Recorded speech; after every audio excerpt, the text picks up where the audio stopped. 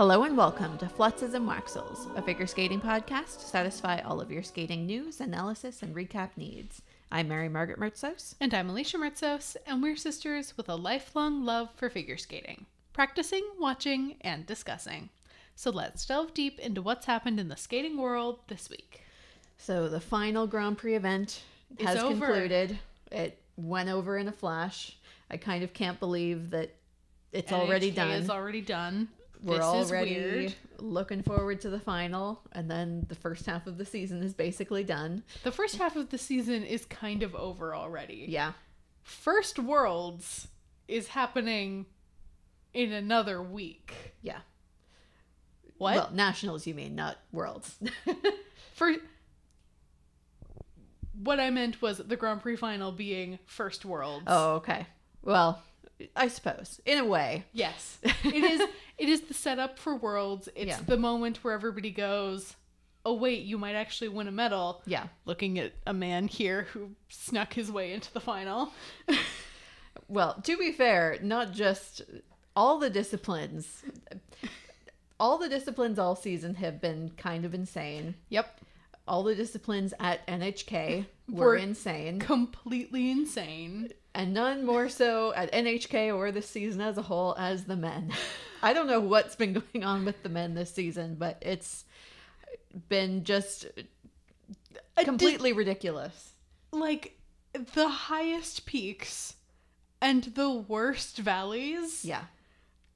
In the same competition sometimes. Yeah. And just crazy placements. Like, I don't know if it's ever happened, but if it has, it's been a long time where somebody's in the final with a win and Boyang Jin, I don't remember what his other placement was, 5th or 6th, but with 20 points. I mean, that happens in the junior once in a while. Yeah, in junior, but senior, it's just unheard of. And it happened because everything was just fully chaotic. Yeah. Complete chaos through everything. It's all your fault, Patrick. You literally asked for this.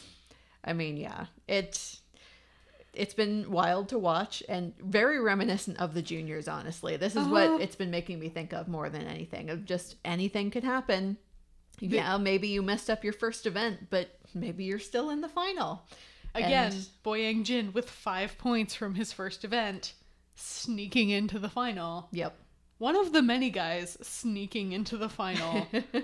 I was only expecting like half the people who were going to the final to be there. Well, that's the thing too. In the men, other than Nathan Chen, who was at the final last year, technically Hanyu qualified, but didn't go because he was injured. Everybody else is new this year. Yep. Which we will get into that entirely separately in detail next week. Yes. Before the final. Since there's no competitions, at least big ones happening next week, we'll do a bit of a preview episode and give ourselves a little bit of a breather before all the final stuff happens. But yes, let's get into NHK men's event and the insanity. The 55-point victory. Yeah. I mean, that, to be fair, I kind of expected from Yuzuru Hanyu. Everybody figured he is the front runner by a mile. He'll win by 50 points, as he did here, and then it's the battle for everybody else. Yeah. I was expecting him to win by a hefty margin. Mm-hmm. I was not quite prepared for 55 points. Honestly, I was. Again, the messiness and inconsistency of the entire men's field of this entire season made me assume that that's probably what was going to happen. I mean, it's not the most shocking thing in the world. I just was not emotionally and mentally prepared for that to be our reality. Yeah. Because winning an event by 55 points is not a thing that should happen at any Grand Prix. Mm-hmm. Well, and especially, too, when he had a pretty good skate, but it was nowhere near as strong as Skate Canada. No, it was not perfect. It was not his best day, but it was still good enough for a 55-point win. Make of that what you will. Yep. But this has been a roller coaster of 6 weeks. Yeah, it very much has. I think for all these guys as well. Yeah. Although, to be fair, less so for Hanyu. He seems to be pretty steady at both his Grand Prix. It sounded like in the Kiss and Cry, he was feeling fine, no injury ills, which hopefully means showdown at Worlds 1 in the men will be happening in 2 weeks. Can't wait. And then maybe he'll actually be at Nationals for the first time in a good while. Also fighting for 4 Continents title, which is the one that he still does not have. Yep. He finally got Skate Canada. Yep. We need to get 4 Continents next. And then Worlds. And I really hope that he is at all of those events. Yep. And that he skates like this, minus the double toe. Yeah. I mean, even with that, obviously here it didn't matter. Yes. It might at the final. That's what I mean is when Nathan Chen is also at the event. Yeah. The double toe might be the thing that you lose over. Yeah.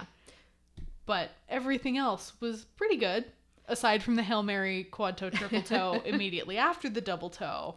I mean, to be fair to him, that was what he had planned where the double toe went. He's loony enough to go for 2 quads in the second half. And I mean, he is obviously able to do them between here and Skate Canada and sort of Autumn Classic. They didn't go quite as well there, but he got them done. Yeah, it was clear what the plan was at Autumn Classic and that he was capable of it. It was just Autumn Classic is not always his best event. Yeah, he starts off slow usually, and it's a little bit weird that, as we said, Skate Canada, this was his first win of it because he struggles at Skate Canada. Yeah, not this year though, and again, I am just so fascinated to see him versus Nathan Chen.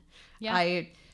I don't think either of them, I wouldn't give the front runner status to either of them. No. It's the 2 of them in a league of their own and then everybody else. But between the 2 of them, it could go either way depending on the day. Yeah. But if we take, 2 similar days, it's going to come down to preference of the panel.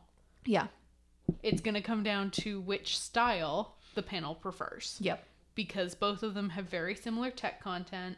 Both of them are very capable in all of the PCS categories. Yep. It's going to come down to who did I like better today.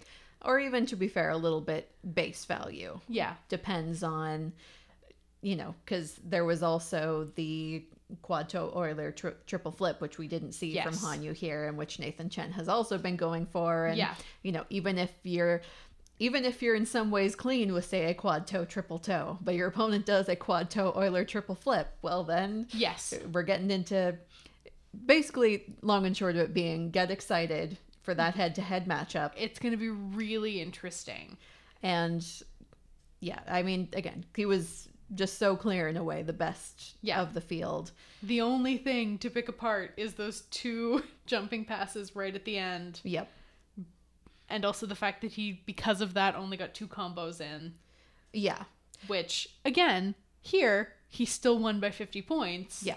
But against Nathan Chen, could decide his fate. Yeah. And it's risky, backloading the combinations, obviously. But it'll be interesting to see if the strategy stays the same when he's up against Nathan Chen, or if they change something. I don't really know. The quad loop went not too bad, but he seemed to be having some trouble with it in warm-ups and things. And so even that, again, I have no idea what the plan will be at the Grand Prix final. It might even just depend on the day or I don't even try to predict what they're going to do anymore. Yeah. Because sometimes it feels like a complete Hail Mary of what jumps are working today? Yeah. What jumps are going well? Do that layout. Also, let's see what Nathan's doing. What jumps is he doing? Okay, then I guess we're going for this. Yeah. They've got a strategy. Most of us are not privy to it, and nobody should pretend that they are. It was a good skate for him though, and again, he seemed okay with it. Yeah. I'm sure obviously they want crazy scores, but and he wants to go clean. Yes, which that double toe made him angry, which is why he went and then did the quad toe, triple toe. Yep. Which at that late in the program you can get away with, especially with all of your combinations backloaded. Mm-hmm. He only had 1 more jumping pass after that. Yeah. Well, and I mean, also for him at least, he has enough quads that he doesn't repeat double toes or even triple toes anywhere else. Yeah. So, you know, it with him, popping to a double is not as big as for some of the other guys, especially when you open with it. Yes, and especially if you have other double toes or 2 triple toes planned in your program. Yep. Then you get into problems, but he does so many different quads that he's able to repeat. And just different types of jumps as well. So, yeah, very much a success for him. I mean, it's weird, but him going into the final with 2 wins is a little bit strange because he has historically struggled a little bit at his first Grand Prix and doesn't always win them. Well, I don't recall, and I don't know. It'd be too many competitions to look through, but I'm pretty sure wasn't last season the first one where he actually won both his Grand Prix? Again, he had never used to win the very first Grand Prix event. It was one of the first. It might have been the second time, but it was the first or second time that he had done it last season. Because he is slow to get moving, and clearly they've changed something. And hopefully that doesn't impact the end of the season. I was about to say, hopefully it's not peaking too soon. Yeah. But still not perfect yet. So hopefully at some point we're still building. Yep. So that was the one success story. We have one more success story. But other than that, it's all kind of downhill from here. It really goes downhill from here. And you can tell based on the scores. Yeah. We had one really great skate, and then one skate that was okay, and one skate that was really, for that skater, very good. And then the numbers get lower and lower and lower and lower. And the ordinals get weirder and weirder. Yep. And yeah, this was a tough one in a lot of ways. This one was a lot. But the biggest survivor, I guess you could say, was Kevin Amos. Surviving, making it into the final. At least he had a much better outing in the short program. Yes. Than his last one. Did his short program about as well as he can. Yep. Quad toe didn't go super well, but considering how unreliable his jumps were last season and in the seasons before that when he was competing junior, don't even get me started on those. The fact that the only problem in that short program was the quad toe, and really that was the main problem throughout. Like, even you could tell in both programs and in warm-ups and things that he was having a tough time with the quad toe. And the quad toes also didn't go well in the free skate, but then everything else was basically fine until the end of the program. Well, it was still a struggle. He really had to fight through that free skate, and it was not easy, but it wasn't the disaster that I was afraid of when he popped that quad toe. Well, yeah. I mean, I would say for him that even just compared to what he was able to do, say, at Autumn Classic, it wasn't perfect there, but it's been... The free skate's always a struggle for him. I think jumps are not his strong suit, and the more of them there are, the harder he has to fight to get through. Absolutely. I think a big part of the problem, though, is he's not used to being in this position of, like, actually in medal contention. In final contention. And in contention for the final. And wow, I did really, really well at Autumn Classic, and all of a sudden everybody's paying attention. Well, and also in this particular free skate, I'm skating right after Yuzuru Hanyu in Japan, and it takes forever to clear the ice of all the stuff that's on it. And we mentioned this before. I'm only half joking that it should be a rule, but give these guys more time when you have to clear the ice after a Hanyu or somebody, because it is kind of a bit of a detriment to anybody who has to go after somebody when the ice is covered with stuff and you can't move. There needs to be a set amount of time where if the ice is not cleared within X number of seconds or minutes, then the skater gets an extra 30 seconds before their name is announced. Just for these kind of situations, because I can't even imagine trying to skate through the chaos. Because you also have to remember, like, this is now the second half of that second flight of the free skate. Yep. And he hasn't been on for warm-up in a really long time. Yep. And he's trying to get warmed back up and back into the ice and feeling confident again.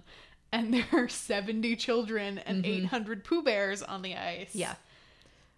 you can't warm up and you can't get moving. You cool down so quickly between warm up and when you skate, unless you're like the second skater in the flight. Yeah, it's hard to balance, and again, it just makes it even harder when you've got the other factor on the ice. It's not so much that I remember people joking about Rafael Artunian saying, "Oh no, them throwing the Pooh Bears is to intimidate." No, it's not that it intimidates. It's that you literally can't warm up until the ice is cleared. It's that it's an inconvenience. Yeah, more than anything else. It is a massive inconvenience as a skater to not be able to go out there and, like, these skaters all have rituals. Yeah.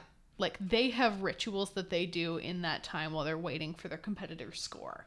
And if your competitor is Hanyu and you can't do that, that adds additional pressure on top of skating right after Hanyu. And I imagine feeling rather rushed because you're rushing through those traditions.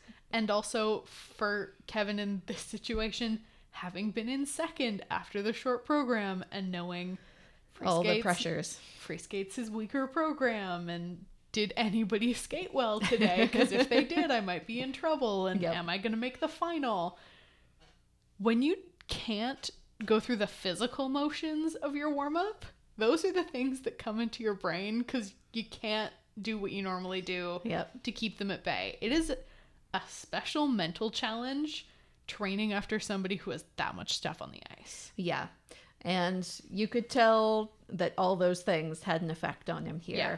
At least now, you know, he's gone through the gauntlet of the two Grand Prix of extra pressure and made it to the final. Did one at home and did one in Japan. Those are the two toughest places to skate. Yep. And I really hope that now that he's in the final, again, we've got the top two and then we've kind of got everybody else. Yep. And I really hope he can just go in with no expectations, because who knows who's going to get the bronze at the final. It could be Kevin. It could be literally anybody in that field. Yeah. We have no idea, but he can clearly throw his hat in the ring and be like, yeah, no, I can be second to Hanyu. Well, and I really do hope that he is able to go in with the mentality of just, I could win the bronze, I could be sixth, but being here is, he even said, more than I expected from this season. So just take it as a win, get that experience, and just don't think about it too much. Honestly, try not to be last. Yeah.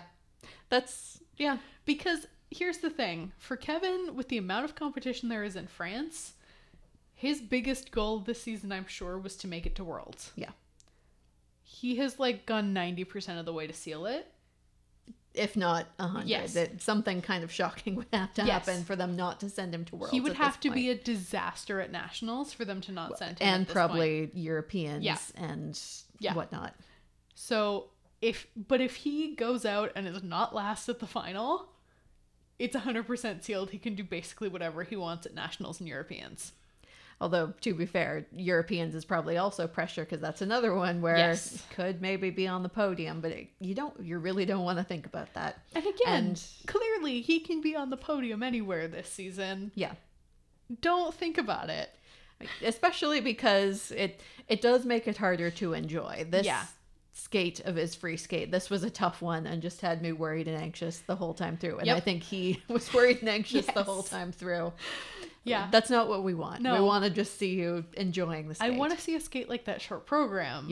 Which was skated so well and is so entertaining. And, like, the Japanese crowd is always great when somebody's an entertainer, especially in the short program. So that was fantastic. Let's keep doing that, and let's not freak out about the free skate when we're somehow in podium position. Yep. And let's move on to our kind of shocking, honestly, bronze medalist here. Completely shocking. Roman Sidarsky, who I was just so happy for him to see him actually go out and show what he's capable of. It wasn't even a perfect set of skates. The short program was a little bit rough.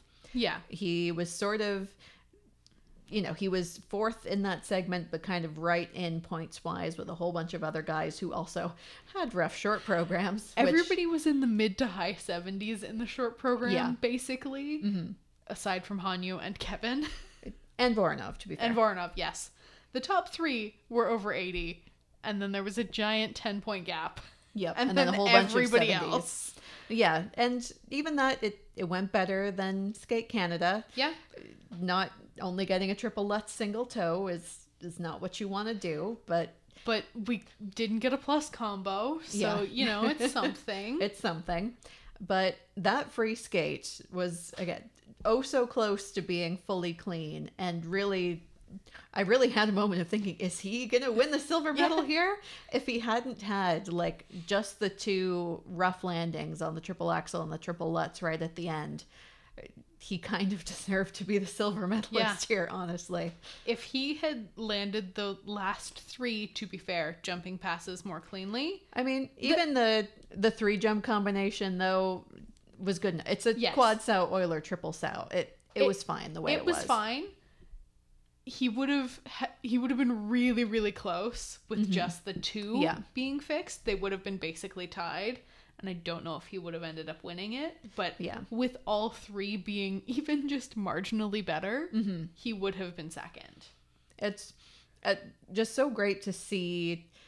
He just looked calmer than I've seen him in a good long time. He looked relaxed out there. I don't know what they did, but they've changed something. Either he's seeing a sports psychologist or a new one, or they've reframed his approach to training. But something has changed completely 180. He looked perfectly relaxed in both programs. Even because sometimes if you have, you start out your free skate the way that he did, where everything's going really well, that can panic you as well, where you start thinking, oh, what if I'm perfect? What if I get on the podium? What if? And Roman is such a panicker. Yeah. He gets so nervous or excited regardless of what is happening. Yeah, which again was kind of shocking to me, that he really did not look panicked at all in that free skate. Even with that 3 jump combination, he did the quad sow and paused for a moment, and I thought, uh-oh, are the nerves coming in? But no, just set himself and did the combination.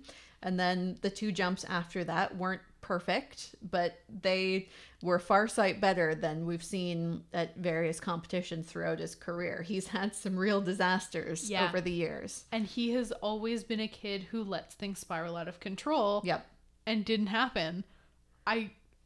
He blew my mind. Yeah. Because he was completely invested in that performance in a way that he hasn't been at an international competition for a while. And this program is great. He managed to get all the jumps done. Yep. I mean, really, the only bad one was the Lutz. The other 2 were not great. And to be fair, I think that probably for that Lutz, he did only get 2 combinations in. I think he was thinking about, can I, I make a combination happen? And then then you can't. Yeah. Because you're thinking about it. Have you noticed a trend lately? If you're thinking about it, you're probably not actually going to get it done. Yeah. But I can't remember the last time he skated like this. And this is remarkable. And all of a sudden, there's a new person in the conversation for that Canadian men's title. Yep. It's just such a shame that there's only one spot at Worlds. Because there is actually going to be a fight. And I think Roman would be a long shot for that world spot. But again, there's 3 spots at 4 continents. Just fighting for a 4 continent spot, I think, is absolutely within reach. And also the national podium is absolutely within reach. He might win nationals. Stranger things have happened. I wouldn't be shocked. If he can skate like this with a slightly better shirt program. I was going to say, with the triple Lutz double toe and this free skate, he could win nationals. He could also be 5th. Yeah. If somehow all of the Canadian men get themselves together on the same day. Yeah. Which again, stranger things have happened. Yes. You never know. But he is absolutely all of a sudden in the conversation for that spot at Worlds. And again, this was a really tough field. Yeah. And we saw, and we'll get to, there were a lot of guys falling apart in both programs. A lot of really talented guys who have done much, much better than they did this weekend. And somehow Roman Sadovsky came out on top. Yeah, he not only survived, but thrived in a field where almost no one else did. Yeah. And that's really commendable. It's remarkable. whatever you did here, do it again. Exactly. And again and again. Take this experience, take the confidence from it, and also try and remember, what did I do? How can I repeat this next time? What was I thinking about? Yep. What did I eat for breakfast? Create a new ritual. We know you're going to. Just do it. Let's move on to fourth place here was Sergei Voronov, who was sort of just off the podium here. He was a guy I felt a bit bad for because this was a much better competition for him than he's had so far this season. Yeah. Still not quite as good as he was last year on the Grand Prix, and he still had 2 pops. But other than that, everything else between the 2 programs was really great, and it's great to see him back and still enjoying competing so much. I mean, the short program was fantastic. Yeah. He came out and did that short program, and I thought, is last year's Sergei back? I really thought, after that short program, is he going to be the surprise, medal winner to sneak in there and ruin some people's final chances? And change who's getting into the final entirely. Yep. And he came really, really close. Yeah. He just couldn't hang on to some of those pops, which has been the problem this season. When he rotates, the jumps are good. Yeah. I think that at least this time, last competition, his last Grand Prix, he had a number of pops in the second half. Here, at least, it was just the one doubled Lutz. And the other one, the singled axle, I think was just like he seemed to rush the takeoff. Like it was more of a technique than a mental thing or a stamina thing.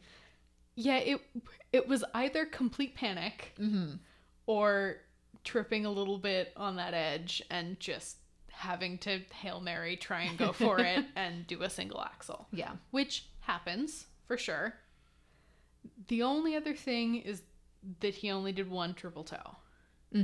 Which is a small thing, but when you also don't have a 3-jump combination, it is actually, like, in the men's field, a substantial number of points to leave behind. Yeah, and I don't remember what his plan going into it was, but it might have been that the popped Lutz was meant to be in combination. That would be my guess. Yeah. He did at least, get a triple sow double toe in at the end, which that was when he popped that Lutz. Yes. I had a moment of panic of, and this is the pop monster here. But he got that done. This was a better competition overall than the last one, for sure. Yeah, this was a much better competition. And for Russian nationals, who knows what's going to happen there in the men. Chaos. Another field where I think literally anything could happen just about.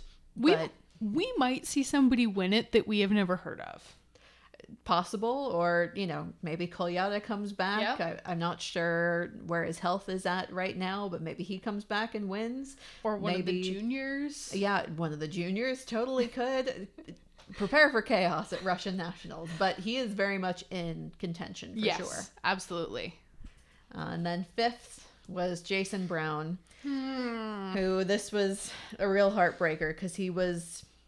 Basically, he just needed to be fourth or higher, depending on what other people did. But in the way other people stacked up here, if he had been up 1 position, he would be in the final. Yeah. And this was a strangely messy competition for him, especially since, he wasn't going for quad sow. I gather he was going for a quad toe, which I guess so. Okay, so first, before we get into what is Jason doing, let's talk about the short program, because the short program, he has historically been excellent at. Yeah. The only time the short program has ever been a problem is when he started putting in the triple axle, and then it was a hot mess for half a season. But usually it would just be the triple axle. Yeah. And, here he had a fall on his triple axle, and it was under-rotated. Not a great attempt, but nobody really cares. It's Jason Brown. Yeah, and then he went to go and do triple Lutz, which normally he can do beautifully. Do we remember when he was doing the quick step pattern into his triple Lutz? Jason's triple Lutzes have always been spectacular. Yep. And if they're changing the technique, my question is why? Unless it's to go for a quad, would be my only thought. No. I mean, it's hard because you kind of need one if you want to be in contention with the very top guys. I understand the pressure that he feels. Absolutely. I get it, but do we not... Why are we changing quads? Presumably trying to work on 3?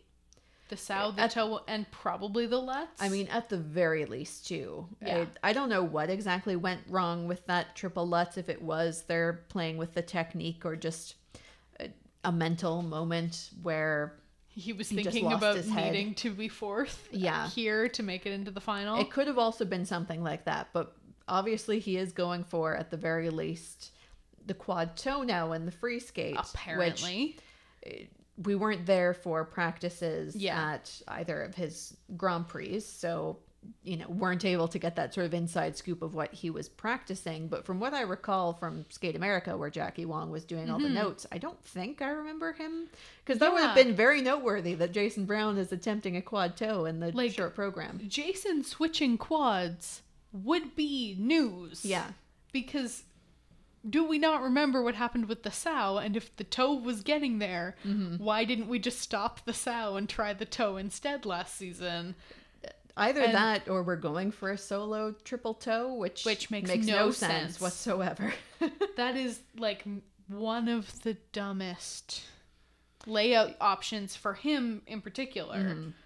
Because he can do a triple toe in combination. Yeah, it was just so weird because he didn't even do a triple Sao other than in the 3-jump combination here. Just all very weird. I was watching this and going, what is happening with both these programs? Just, and my honestly, my best guess is that it is a mental thing of thinking about, I could make the final, but I'm coming from behind in terms of, base value. And I presumably popped that quad. Yeah. And my triple axels aren't going well. And the triple loops haven't seemed to have been going great. He fell on one here, and then at Skate America, he popped into a double. I don't know if they're changing the technique on that too, but yeah. I generally trust Brian Orser, but this makes me very confused. Because usually I can look at what, in particular, Brian Orser students are doing and go...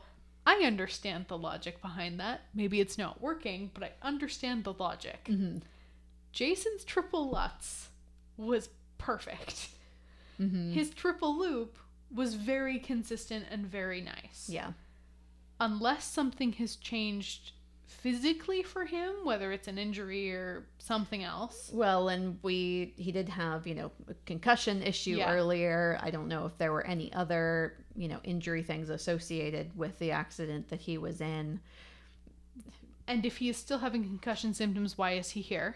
Well, I don't know if it's so far as that. But... I know, but I'm just to throw that out there. If it is the concussion, he should never have been here, because the worst thing you can do for a concussion is jump or spin, aka figure skating. Yeah. So yeah, this whole competition was just a question. And again, I wish I had been there, or there was, streaming of practices to go back and see what was he doing in practices. The answer is I don't know. We weren't there to figure out what is going on. Yeah. What's the strategy? Is there something that's consistently not working? Sort of all we can tell is from these programs. And this is very uncharacteristic of him. For him to make a mistake on something that is not a triple axel or a quad is unusual. Yeah. For him to make multiple mistakes in a competition on something that is not a triple axel or a quad is bizarre. Yeah, because if it had just been that solo triple toe, that honestly would not be the worst thing in the world. Obviously, he figured out the jump math for the program. He didn't Zayak. If everything else had gone well, we would have said, oh, I guess he's working on a quad toe and it's not there yet. Shrug. But it's fine. But it's better than his quad Sao was this time last season, because he tripled it instead of singling it. Or doubled. Yeah. So... That would have made sense, and I would have understood what was going on. But because of all of the other issues, are we struggling with triples? Who knows? I really don't know what's going on, and probably just have to wait till U.S. Nationals and see where he's at there, what jumps he's attempting, and how things go, because this has been, usually his triples are really strong and pretty consistent, and something's up with it here. Something is going on, and we're never going to know. Yes. It could just be, let's rework the timing on all of them, but that would maybe not for a guy like Jason, whose triples are very strong. I don't know that that's... And who's finished growing and like has settled into his body and his technique at this point. Don't understand the logic for changing the technique on all of them unless you're like, let's throw all the quads at the wall and see what sticks, in which case... Maybe. But then let him do it with the technique that he's used to? Yeah. Because I don't understand. It's all just a giant question mark. And I'm confused. I hope that they can figure out whatever the strategy is by U.S. nationals, because I think he's probably a front runner for, Worlds and Four Continents spot, but there is competition at home. It's absolutely not locked up. Yeah. And if he can't show that he can do a strong short program, if he's fourth at nationals, then they probably won't send him because they need somebody to make the free skate. And you can't do a plus combo in the short program. Well, and especially if your base value is already lower, you got to have that consistency. Because if you don't have that, then it's kind of hard to rely on you. Let's move on. Sixth here was Soda Yamamoto, who had an okay competition. Had some moments of brilliance, followed by not so much, but... Talk about that exact thing happening to open his short program. The quad sow triple toe was beautiful. And then we did a nasty double toe. And a not so lovely triple axel, which he is capable of beautiful triple axels. I mean, he's capable of landing all of them quite well. It's putting them all together that is the issue. And to be fair, he has upped his base value since last season a good bit. And, he had to take a long time off due to injury and is still getting back to where he was before. Even, he did a great quad toe in the free skate, but that was after a popped quad sow, after a pretty good quad sow to open. So a really pretty nice quad sow with a half decent double toe on the end of it. And then a double sow. And then a quad toe. And then a triple axel that did not go well. It was just almost one element to the next. Here's a great one. Here's a not so great one. Here's a great one. Here's a not so great one. Which... in this event was not the worst thing that could have happened. In this event, it kind of puts you middle of the pack, which is not the worst thing. But I think hopefully with some more time with the programs and building up, stamina and confidence, hopefully we'll see some better skates from him here, because the potential is all there. But it absolutely is. Just got to avoid silly pops. More than anything, the silly pops. Even if it's just a rough landing on a jump or two. That's not the worst thing. If he just has bad landings on all of his triple axels and quads, especially this year, he'd be fine. It's the pops that are a problem, particularly in that short program, which is beautiful. I really love... Although, interesting selection of music, because East of Eden, which is his short program... is like the iconic program from Michelle Kwan, which why? I mean, it is, the music suits him. It does. For both these programs, honestly. He's also skating to In This Shirt, which obviously we've talked about. It's Kevin Amos's music. There were 2 In This Shirt programs this weekend, and neither of them were from Kevin. And to be fair, this free skate isn't bad. It's fine. Just in comparison with somebody who had such a great program with it last season. Like, maybe just wait a couple years before you bring that out. There's a thing about music that belongs to certain skaters. East of Eden belongs to Michelle Kwan. Umbrellas of Cherbourg belong to Virtue and Moyer. When was the last time an ice dancer skated to it? Think about it. Doesn't happen. To be fair, there was one last year, but it was I'm blanking now. A Chinese team for their free dance. But other than them, it's been a while. One. I can think of literally that one time since Virtue and Moyer did it. Certain songs belong to certain skaters. You can try. But if then the jumps don't go well, it doesn't work out in your favor. Yeah, that's the hard thing. If the jumps also aren't going well, if they had been, it would still be a nice program. It's not an embarrassment or anything. Not but at all. It's just frustrating. So many of these guys frustrating me so much. From this point on, we're probably going to just complain. So yeah. If you don't like it when we do that, bye. Just FYI. Okay, 7th was Makar Ignatov, who you could see the tiredness on him. Who said to everybody who went, can he skate back-to-back weeks successfully? And he turned around and went, nope. To be fair, it could have been a lot worse. Absolutely. It went okay for the most part. A complete disaster. It was nothing like last week. No. And it is a shame that he had to skate these two back to back, because I really would be curious to see if he'd even had a week in between. Yeah. How much better this might have been. Because I do think he's a strong enough jumper that at the very least the jumps might have helped put him up there and maybe in contention for the final. If he had had another week off, he would have been at least one place higher in that short program. Mm-hmm.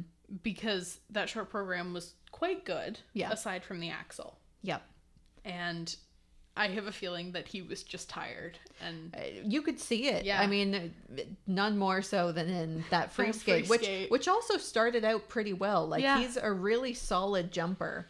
Even when he had to fight on things like the triple Lutz, triple toe, like, it was a real fight, but he got it done. Same with the 3-jump combination. He really, really fought for it. Yeah. But he got it done. It's just after the jumps were all done that you could see just the total exhaustion. He was done at that point. He was ready to get off the ice after that triple loop Euler double sow. And he managed to get through the step sequence and the choreo sequence. Mm-hmm. And then that spin. That was, like, I understand the pity marks, guys, from judges 2, 3, and 6. It's a shame when that happens, but there is no excuse for giving that anything less than a -5.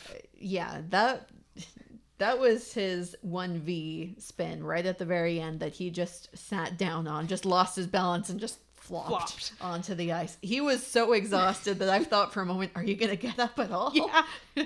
Like, kid, just stand up, do a 1-foot spin at center ice, and then you're done. Yeah. Like, I did not think he was going to do the last spin. Well, for him, though, I'm sure he's another guy. The final is within reach. I could if I were on the podium. Yeah. But he was going to need to be on the podium. And once you 1V and splat on a spin. Yeah. Well, and again, even just PCS-wise. Yeah.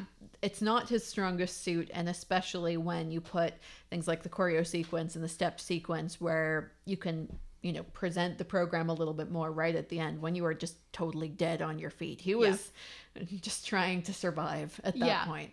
I mean, and we talked about last week, this program is not set up to be beneficial PCS-wise. Yeah. It is set up to get the jumps done. Yep. But if you kind of sort of eke the jumps out and then are exhausted and then have to try and present to scrape up whatever points you can. Yep. Good luck. Yeah. And he's a very young guy. This was his senior debut season, and all told, it went well. Yeah. If this had been his first competition. If he had done this flip-flop. Exactly. We would have said, oh, wow, how great for him getting the bronze medal at Rustelecom. And being middle of the pack at NHK. It's great. Yep. I still think for him that he is very much in the Russian men's conversation. Absolutely. Because, how often do you have to skate back-to-back weeks? It doesn't happen. That played a huge impact into how he skated here. And if he's well rested, then he will be able to get the job done jump-wise, because he is just so solid and confident that even when he's exhausted, he basically got the jumps done here. Yeah, he did most of the jumps at least okay, which is the goal with the men right now, let's be honest. Yep. Yeah, so a bit of a disappointment for him. An okay week for Anton Shulapov, though, who really increased his scores from France. This one is, we've talked about the costume and the free skate before, and especially in a field with 3 Schindler's List programs, this was very much the third of the 3. Yeah. It's a program to some music. It just happens to be that music is Schindler's List and the costume is not good. And if you took out those last 2 details, this would literally just plop another piece of music and a different costume on top of it. This would be totally unobjectionable, and I would probably like his skating a good bit more because he skated pretty well, just technically speaking. The skating on mute, if you cover up that 1/3 of the costume, is perfectly okay. Yep. It's in the context of what they've done, and it does such a disservice to him. Yep. Because he is so much better than this program. Yeah. This program is not one that we like. Yeah. At all. In terms of the program choice and the packaging, I cannot think of a positive thing to say right now. Yeah, not really. He is good.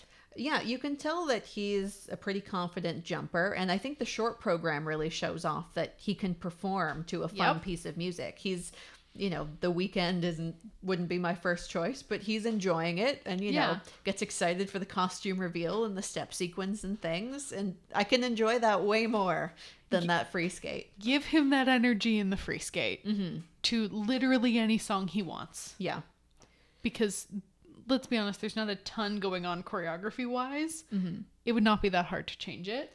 Like I said, if you literally just plopped another piece of music on top of it, change a couple things here or there, you don't even really need to get a new program. No. There's not even that much going on in that free skate choreographically. It's mostly jumps. Yeah. You would have to change a little bit of the step sequence and the choreographic sequence. Yep.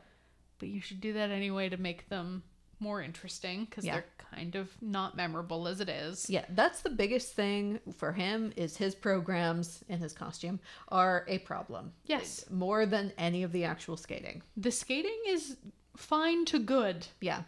The jumps are hit or miss, but it's welcome to men's figure skating. His physical skating is quite good. The choreography does nothing to help him in the free skate because there's almost none of it. Yeah. The costume is terrible, and the costume choice paired with the music choice is terrible. Yeah. So just fix that, and you'll probably do better. It's an easy fix. Don't make people uncomfortable, and you will do better. Don't give anybody an excuse to ding you on anything, which is all that costume is. Yep. Let's move on to 9th place, Koshiro Shimada, who had a pretty good competition overall for him. He is still working on that quad toe. He fell on both attempts. Yeah. It's still kind of a new jump for him. But other than that, things went not too bad. He had some under rotations in the second half of the free skate, but he basically got the job done. And I think, with the exception of his totally random twizzle fall in the short program, this was about what I hoped from him in terms of getting the skating done. This is another skater where, if you're going to mess up your most difficult jumping pass, absolutely no problem with that at all. Having your combos in the second half not go great is whatever. Yeah. It would be great if you landed them. But you're going for a triple axel in the second half. Yeah. Which it's not always going to go well. It's a relatively new jump for him as well. And again, besides that out of nowhere twizzle fall. He is a very good twizzler. He just got off of his edge, and I felt that. Yeah.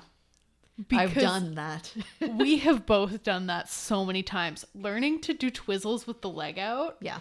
Remember when we were learning those 2 seasons ago? The number of times you just catch your toe pick and you're just down and out. Yeah. And you've got to try and hop back up if it's mid-program. But those hurt.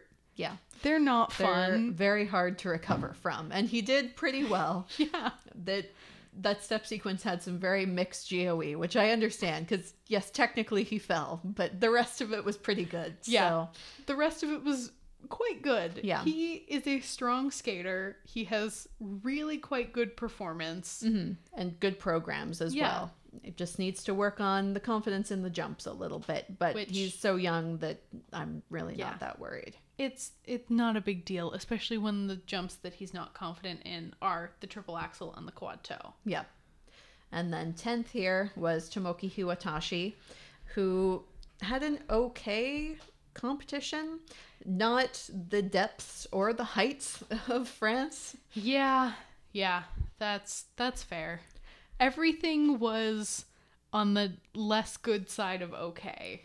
Yeah, and it was better in the free skate, but even there, he had to fight more for the jumps than he did in France. And even though he didn't have a total waxel in the short program like he did in France, here just everything was rough, and he seemed to kind of be rushing to try and catch up the entire short program. Yeah, he was very clearly behind the music from the beginning because he had 2 falls. Yeah.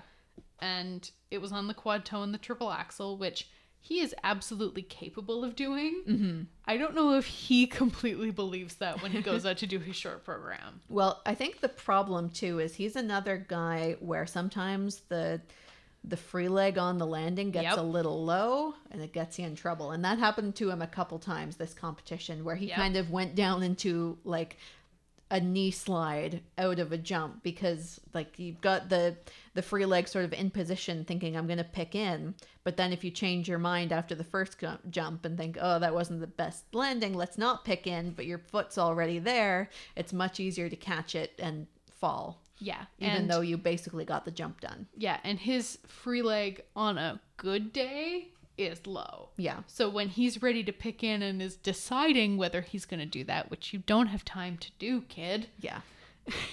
It gets him into trouble and he falls for no reason. And it drives me kind of crazy because he shouldn't have had some of these falls. Yeah.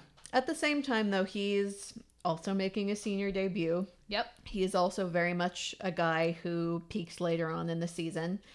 Like, you know, last year when he was competing as a junior, he skated probably similarly to this in his JGPs. And then by the time, you know, 4 continents rolled around, he was much more comfortable with the programs and, you know, just looked confident in the jumps. And I think that just getting the jumps in the program is what he needs to work on now. And especially that short program. Yeah, the short program is the problem at this point. Yeah. The free skate he struggled with a little bit, but most of it was fine. Yeah. He had the 1 pop in the second half. Yeah, other than that, basically fine. Some negative GOEs, it's no big deal. Mostly on quads and triple axles, which I don't care.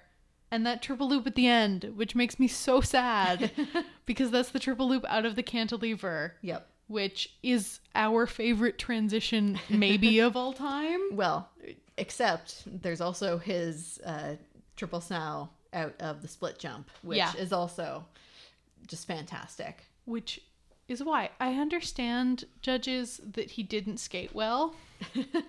6? Yeah. In 6 transitions? Yeah. Not a 6.5, not a 6.75, which is still wrong, but a 6, judge number 1 in transitions. Yeah, this was another field where there was some real PCS scoring based on flight going on.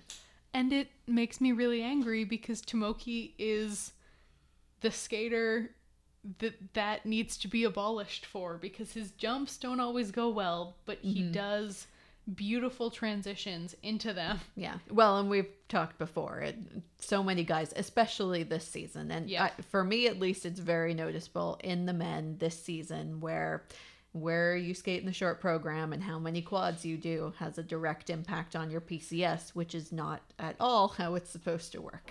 Which is why we proposed that we split the panel, and then the ISU said that it was too much work.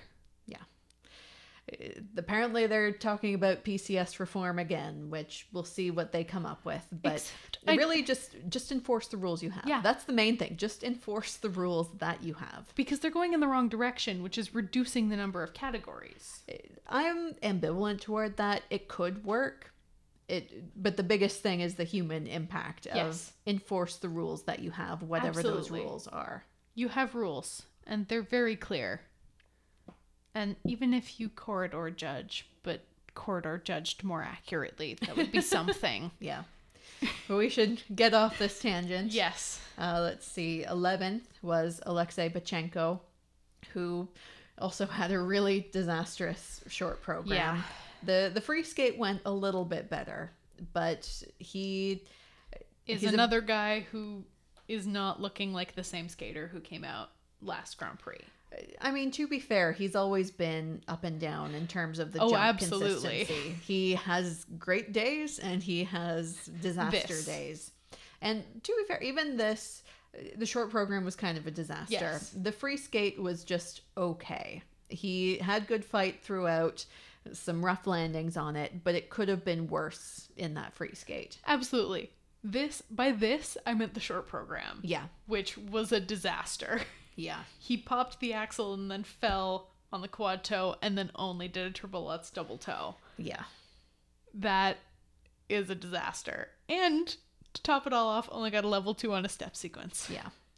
Yeah, it was a rough go, but to be fair to him, this was also another, I'm skating right after Yuzuru Hanyu last of all the short programs in the Grand Prix, which is not a good spot for anybody to be. No, that's not fun. And I understand why it happened. Doesn't mean I'm not sad about it. Yeah. Because he's another guy who was very much in conversation for everything at the end of the Grand Prix last year. Mm-hmm. It's so tough with him just because you never know what you're going to get with his skating. And I think it's, for him, the technique has always been a little bit wild, which is why the results can vary. Yep. But at least when he, has a skate like the free skate, you can have more fun with it, where he's enjoying the performance as opposed to you start off the short with a pop and just are downtrodden from that. Deflated. Yeah. From the word go, because he does that axle with like 3 steps into it. Yeah. It was not a great weekend for him. Yeah. And then 12th was Conrad Orzel, who had an okay competition here. For him, he's also a brand new senior, putting in some difficult tech content. And I think the biggest thing for him is working on how to really get better, GOE marks on the elements that he does and still perform while thinking about all the many jumps that he has to do. Yeah, the performance really disappears, especially in the free skate. Yeah. In the short program, it's okay. Mm-hmm. There's not as many jumps to think about, and he gets 2 of the 3 of them out of the way right at the beginning and is able to just move on and perform the short program. But his brain seems to fly right out of his head at the start of the free skate sometimes. Well, it's lots to think about. He didn't seem quite as nervous in this free skate as he did, his first Grand Prix. So that at least is something. But he seems to me to be a bit of a nervous competitor. Yep. And I don't think the higher technical content helps with that, unfortunately. No, especially having like the triple axle in the second half. Yep. Which is not his best jump. It's not a bad jump for him, but it's not confident. Yeah.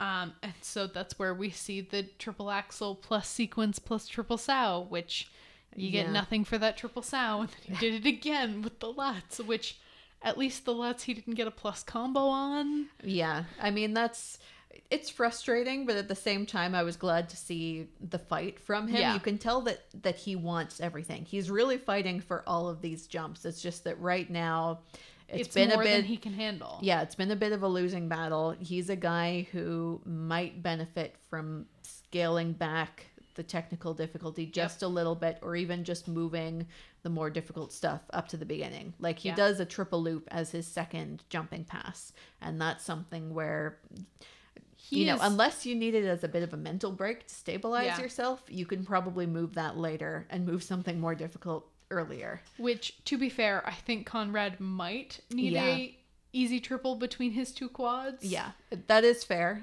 Because if that quad sow doesn't go well, and he doesn't have a second to catch his breath, the quad toe is going to be a disaster. Yeah. So the layout is tough. I think that he needs to Do a flip and a Lutz, because then you don't need to worry about the combo. True. That is also very true. That would be an easy way yeah. to take a bit of the pressure off. Or even if it's just... Because it's been a while since we've seen him do the flip as much. But maybe like, putting in a solo triple sow or something like that. Putting in one easier triple in place of one of those triple Lutzes in the second half would probably work wonders if it's only for, I don't have to worry about which one of these the combo's going on. Yep. And if I don't get it, it doesn't really matter. Yeah. It's not the end of the world. Yeah. Again, at least good to see him fighting for it. Although I think we need to work on not so much the jump math, but where is it worth it to fight? And where is it worth it to just say, I didn't get it. Oh, well. Because sometimes it's not worth it to bother fighting for it. One of these was worth it. One of them was not. Yep. The Lutz was worth it because then you got full value on the Lutz. Even if the GOE went down a little bit. GOE was already not going to be great, so that's fine. The Axel, though, you already did the Axel in combination. Yep. You didn't need to do the plus sequence plus under-rotated triple sow that doesn't count but brings your GOE down. Yeah, because he had a step out that he decided to sort of try and turn into an Euler, but it wasn't really that kind of a step out. So it was just two steps of a step out. Yeah, it just was not worth trying to tack that jump onto the end and tire yourself out as well. Even maybe decide on the next Lutz or maybe the one after that. Okay, let's make that one my 3-jump combination. Yeah. If that's what you want to intend to go for. Yeah. There is stuff that he can do to make it easier on him and therefore more enjoyable for us to watch. Yep. And actually, I didn't check, but it'll be interesting to see for a lot of these guys. Skate Canada Challenge is next week. And if you're not familiar, it's sort of the pre-nationals qualifying competition. And the guys who are here, for example, don't need to go, but a lot of them do. And I don't remember whether Conrad or Roman are on the entry list, but it'd be interesting to see if they are, / how all those Canadian men are stacking up. Challenge is always interesting because we tried to shrink the size of nationals by saying, go and compete in this additional series so you can actually compete all season. Yep. But then we don't have to put you at nationals. Yep. And also that's next week. So if you're starved for figure skating, it's free streaming on Dailymotion. So it'll be interesting. And the stream, Dailymotion has gotten themselves together. It's a lot better than it used to be. If you haven't watched a Skate Canada stream on Dailymotion in a while. Yep, they're not bad. And again, it's something to fill the skating void for next weekend. For a whole week off. And I do think it'll be interesting, even if the 2 Canadian guys aren't there, which I do not remember whether they are or not. I would not expect them to be there just because the trip from Japan to, I don't remember where Challenge Alberta, is this year. I think. Yeah. I think. Somewhere in the middle of Canada. Yeah. Somewhere in the prairies. Yeah. The trip from Japan to the prairies would be a lot. Yeah. I don't expect to see them there, although you never know. Yeah, you never know. We'll be watching, so wait and see. All right, but that wraps up the men's event. What was your highlight from this crazy, crazy competition? Kevin's short program. I mean, yeah. I was very concerned going into that Lutz. Yeah.